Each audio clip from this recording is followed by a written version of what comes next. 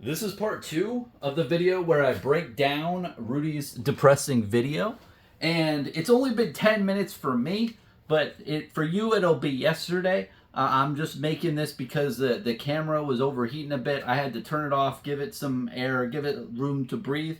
And I gave it about, 10 to, maybe 30 minutes to breathe and relax and get a drink. And now I'm recording again, but it's only the same day for me. For you, though, they would be yesterday. So this is part two, and I want to really go over the topic in this video of really going through things that I don't necessarily agree with that was stated in the Depressing video, and also the emails from the Depressing video explaining things so things don't get out of context, which I think made things get out of context a little bit from a reality standpoint. But this is my interpretation of things how I see them. So take everything that I say with a grain of salt.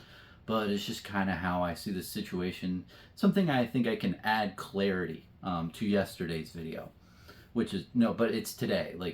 There's only been 10 minutes. So first thing, LSS made Rudy take down the video.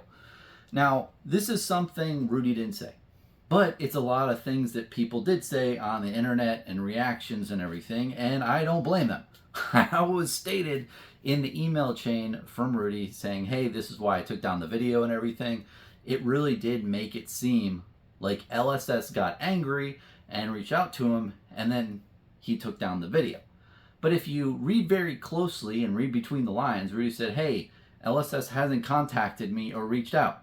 But they were also very mad at the state of the market and everything and negative things I said, and that's why I took it down. And it's like those things kind of contradict themselves.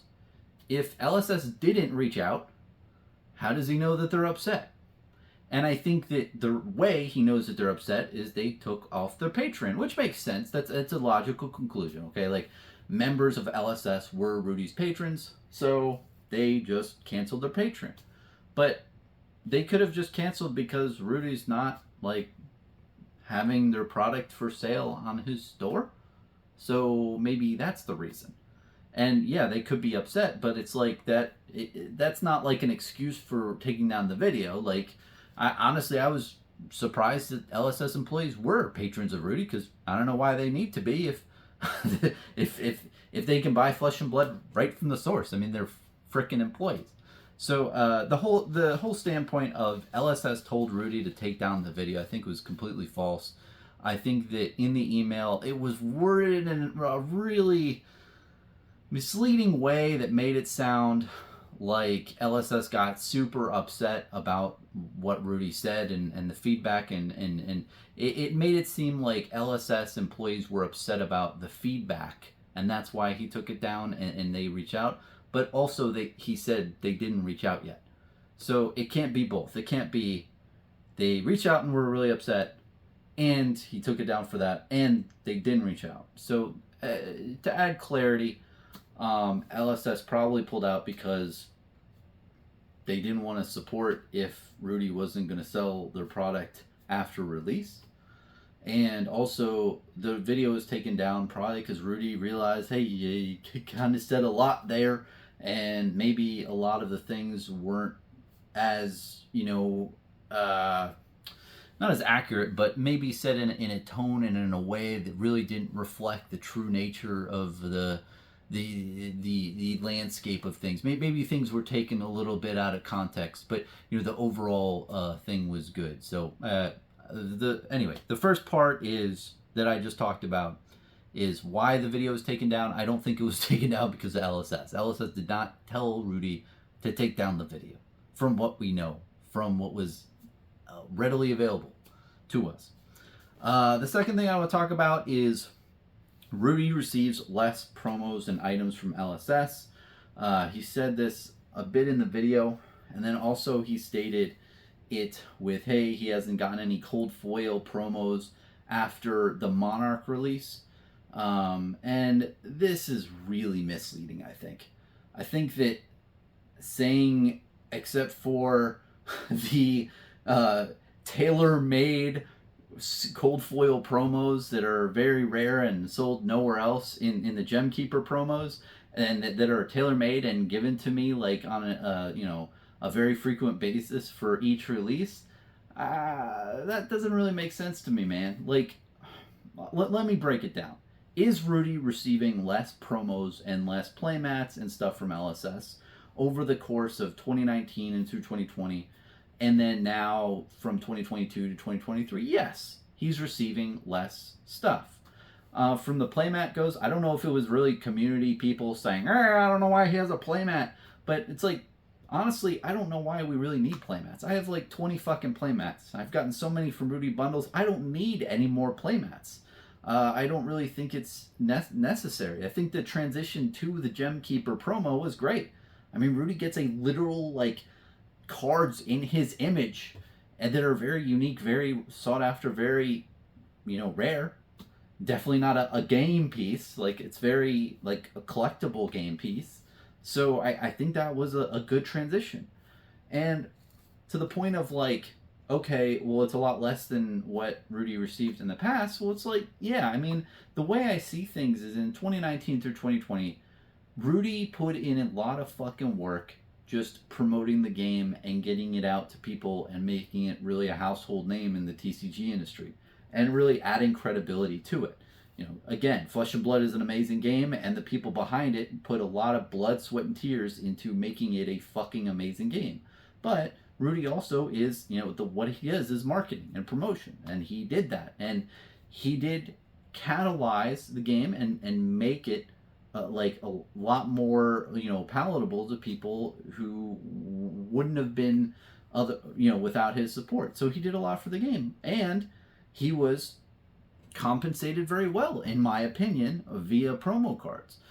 He got the Rudy Gem Keeper card, which he held on to and eventually sold direct to consumer in a way, which again I think is great. He deserves to get a payout for his contribution to the game, and it was ingenuity that allowed him to do that. I mean, he put it in a box, right, and he put like the gems in there as well, and there was a lot of expense to go in that. I'm not saying he just took the card and like put it in an envelope and shipped them out to people. No, like there's a good product in there, but essentially, if you do the transitive property, like if that card is equity and it was put in this little box and sold to patrons, it was a promo card sold direct to consumer, not a card to sell product. And then you could also point to the 6.9 bundle. He had the Rainbow Foil Young Heroes from WT, I believe from ARC, and maybe WTR, but I'm not sure. I know definitely from ARC, and also the blank cards, right? So, those are, good equity that he also sold direct to consumer. And this is, again, a situation where I was like, okay, bravo. Like, you helped catalyze the game very early on. Here's your promos. You sold them essentially direct to customer, made, profit. And that reflects the contribution that you made to the game early on and your work and the marketing. Because, that is what the Alpha Investments YouTube platform is. In my mind, it's eyeballs, views, and people are interested in potential customers. So, he did that. LSS gave him really hot promos, and LSS fostered a really fucking great game, and they continued to make great products for a very long period of time to this day. And that really made the promos that they gave to him worth their salt. And then he capitalized. So, I see that there's a lot of promos and items he got early on, but that was kind of like to support the game early on. Now, having the Gem Keeper promo on a, semi-quarterly basis, maybe quarterly basis, it depends, on each release, is a great thing, BAU. If you think about the concept of selling 1,200 cases, which is around the amount that he sells every release for the last 8 or 9 releases, and there's a promo card that goes along with it to help sell the cases. If he can sell 1,200 cases in less than an hour, that's pretty damn good, dude. Like, that's a really good business model going forward. And the playmats really wouldn't add anything. Maybe that would add $50 more to each bundle, and and you could get a little bit more revenue. Maybe like, for instance, if it's $50 more, and you factor in that there's 1,000 bundles, that's $50,000 more profit. Okay, and you used to get that, now you don't.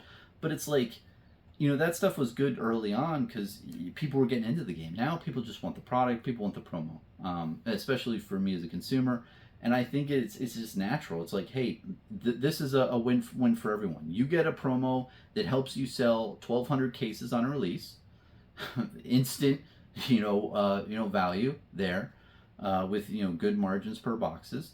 And other game stores can look at what you're doing. They can't really complain because you're an early adopter. You get the card, you sell it. So the standpoint of Rudy gets less shit over time, yeah, it's kind of true. But I think that it's just a total distortion from it. Really kind of, man, it just doesn't really reflect the true nature of what's going on here. Yeah, it's a little less, but those promos and items are there to help sell the booster boxes. And if the boxes are selling on release and he's selling all of his bundles, I don't think Rudy can really complain that, okay, I'm getting less and now my boxes don't sell. If that was true, then I'd totally be more on his side and see where he's coming from. Like, hey, LSS usually gave me all these promos, and I would put them in the bundle and sell them out. And now for Bright Lights, I only sold like 700 out of the 1,500 bundles I had.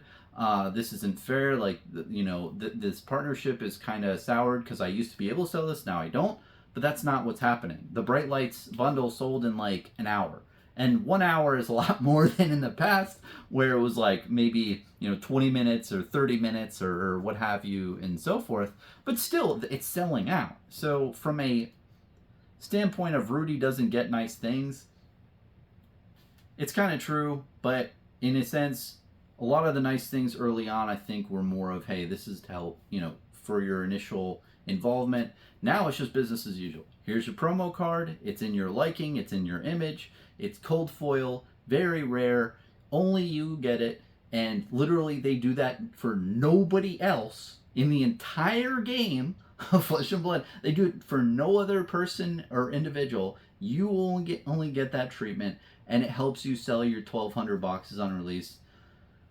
That's a pretty good business relationship in my mind. So that's really kind of my thoughts over like all those things. And yes, it's less, but in a way, like, it's still a lot.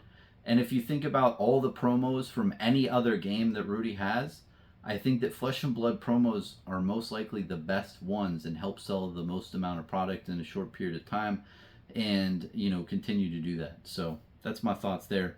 Let's talk about LSS team canceled the Patreon due to negative video in the industry. I talked about this a little bit earlier before. Yeah, no, that's not true. Like, in the email, it was worded that LSS just doesn't... It felt more of a, LSS doesn't like feedback for Flesh and Blood, so they canceled the Patreon out of spite. Like, no. No, I think it was more of, Rudy said his store, Alpha Investments, was not going to sell Flesh and Blood product anymore past release. And it's like, if I was a game company and I'm slaving away trying to make a really damn good game, and my business partner, who's a store, said, hey, I'm not going to sell your product anymore after the initial release, where I get my specially created promo card to instantly sell 1,200 boxes, it's like, the fuck?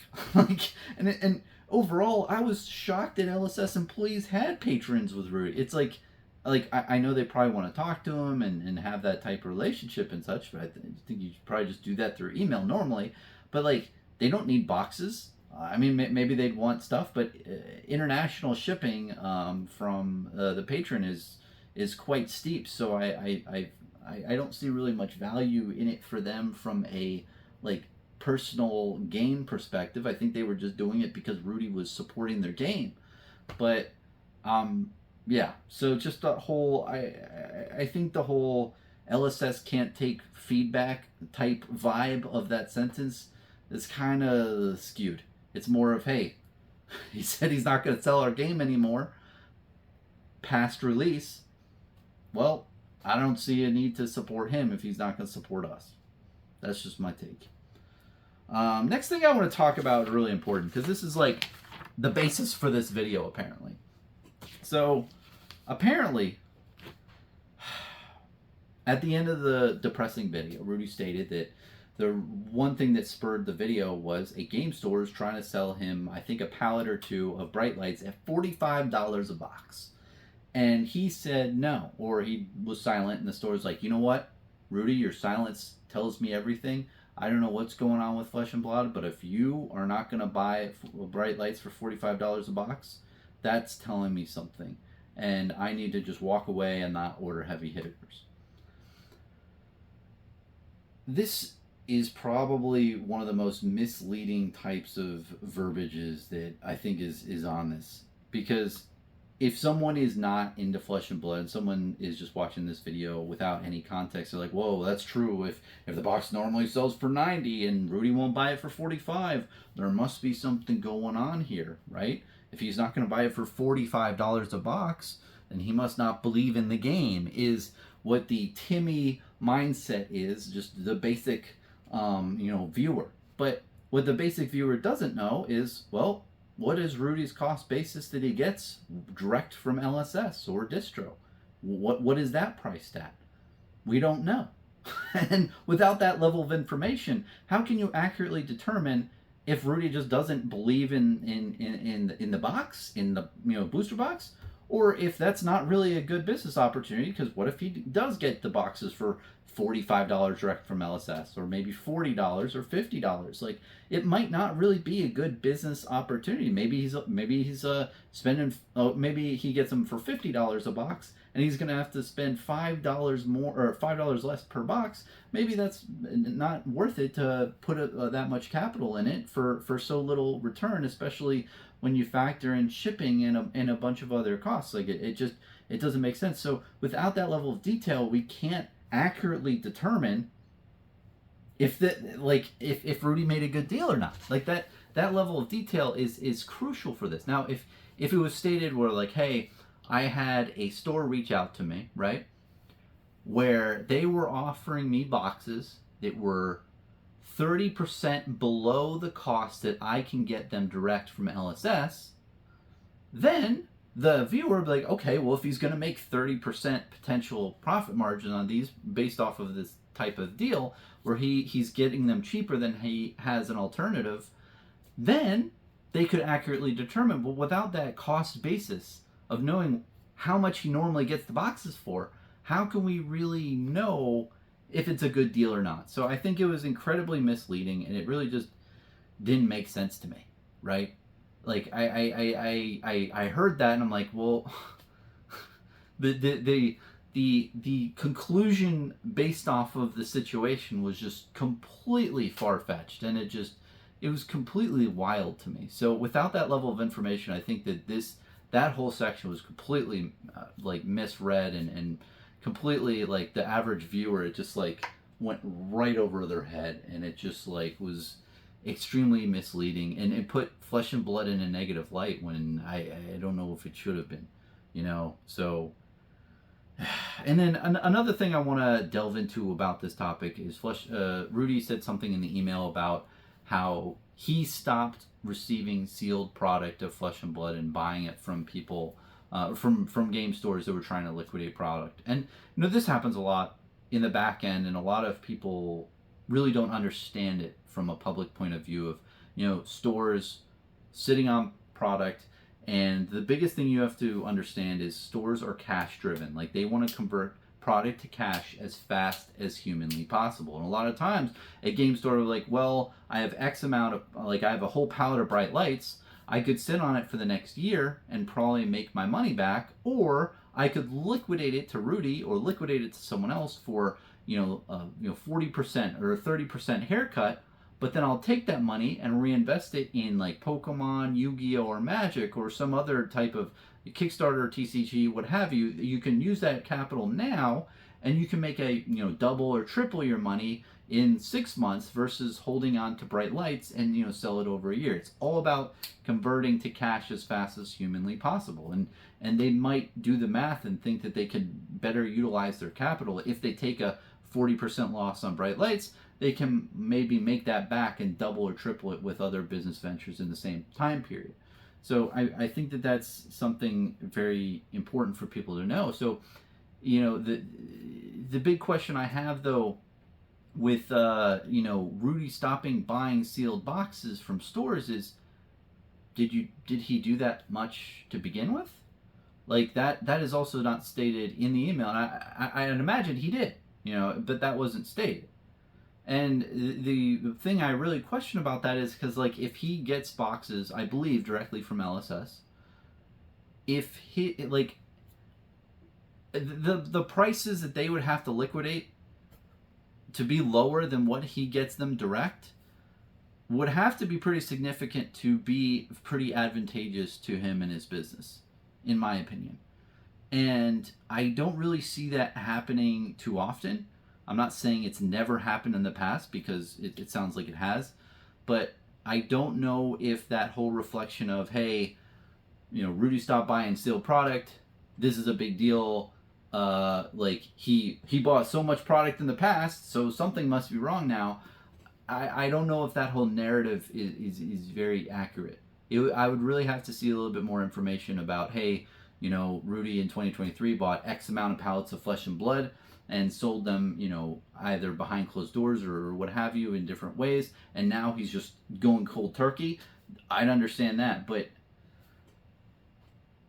I think we just need a little bit more information to really make that assertion. So anyway, moving on to the next and final topic.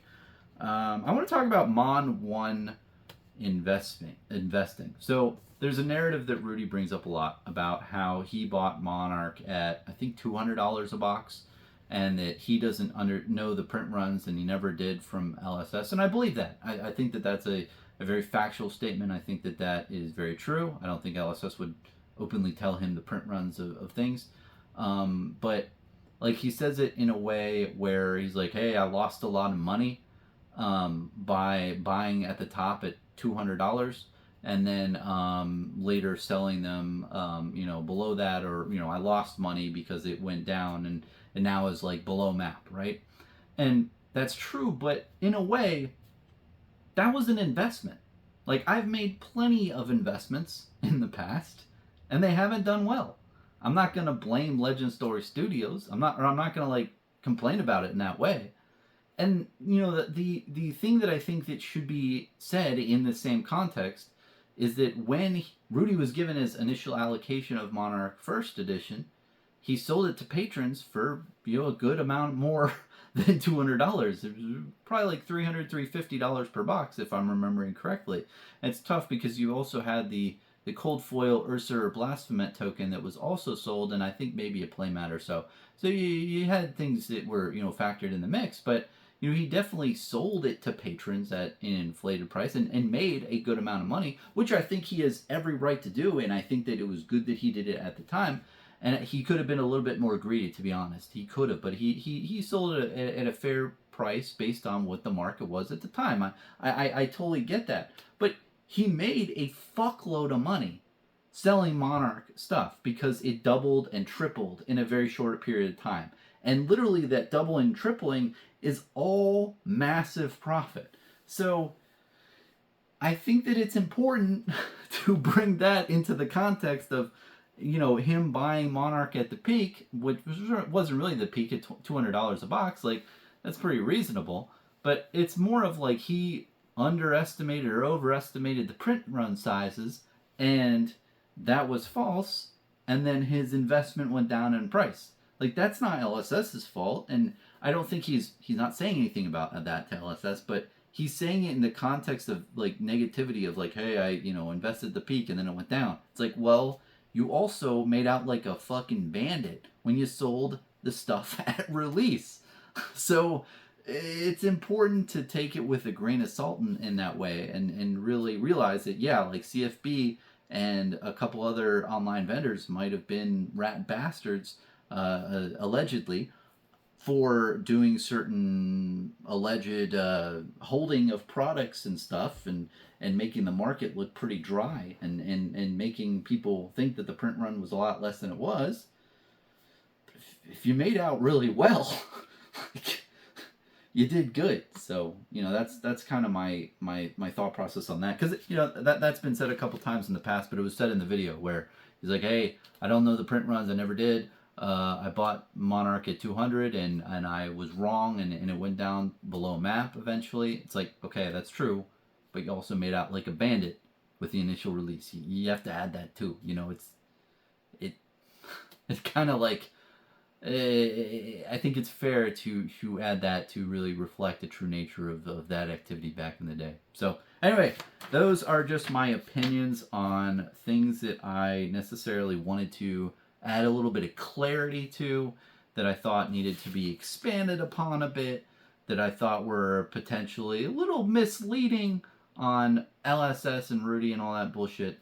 I definitely want to discuss more of what I think Rudy really hit the nail on the head on in other sections, but in this section I just wanted to state a bunch of stuff of what I really thought needed a little bit more clarity, or wasn't said, and it can be taken a little out of context. And with the internet, and a lot of people out there aren't as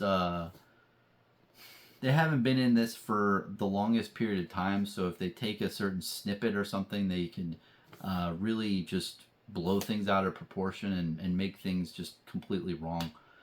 Like I did see a couple posts of people saying, oh, LSS is making Rudy take it down his video. I don't like this. We need to have free speech and whatnot. I'm thinking to myself, like, that's so far-fetched, dude. And I think that people did take things out of context, but I think that things were worded in certain ways that made it definitely seem pointed in certain directions. So that's my whole take. I don't think Rudy intentionally tried to make people think incorrect things. I'm not stating or asserting that Rudy stated things incorrectly. I just think that context is important, and a lot of times with YouTube videos, I can make a video that's negative or positive, and if I don't include everything in the history of it, of all my other videos, many things I say can be very taken out of context very, very well.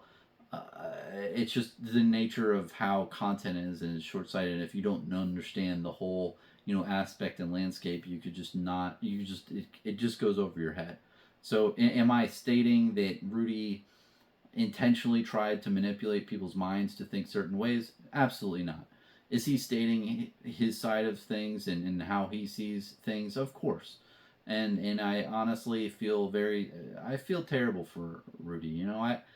I love the guy. I sent him a letter a couple years back during the holidays, just ranting at the end and stating, hey, thanks so much, man, for supporting the game. Here's a Viscerai signed card from Steve Argyle. Like, really appreciate you plugging the game and for everything you do for the game and seeing it grow, because it grew in a it grew very fast in a short period of time, and it was a lot of that happened because of Rudy's influence, and I was happy about that, right? And I have definitely worried about content I've said in the past and think, hey, is what I'm going to say going to be taken out of context? Am I going to upload a video and then later on maybe regret certain ways I approached it? And it's tough. It's really tough as a content creator, because you can make a 59-minute video and you could be like 97% accurate and like everything you said, but if it's like a couple things here and there where you didn't quite clarify enough certain ways, you'd be like, oh shit, like, why'd I say it like that? Like, so I feel for Rudy in the sense of like, hey, like, it sucks to have certain things like this occur, and it sucks if LSS, if stuff was fractured, and I really hope it doesn't. I really hope that relationship and partnership can last for a very long period of time. I really do, and I hope for the best in this situation. Cheers.